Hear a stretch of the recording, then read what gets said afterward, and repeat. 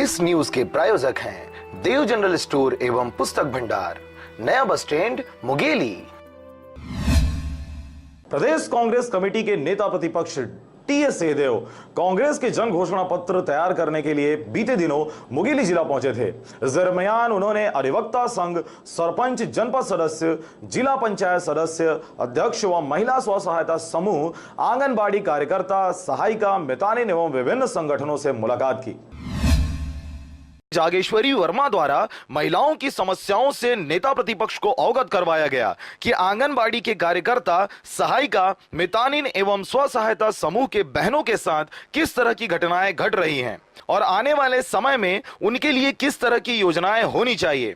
नेता प्रतिपक्ष ने भी सभी विषयों को गंभीरता से सुना और मनन करते हुए श्रीमती जागेश्वरी वर्मा एवं उनकी टीम को आश्वासन दिया कि हर संभव प्रयास किया जाएगा कि आने वाले घोषणा पत्र में जिला पंचायत एवं महिलाओं से संबंधित जुड़े मुद्दों को कांग्रेस प्रमुखता से अपने घोषणा पत्र पर रखेगी और सरकार बनने पर उस दिशा में ठोस कदम उठाएगी। पथरिया से राजकुमार यादव के साथ ब्यूरो रिपोर्ट, आरजे रमझाझर।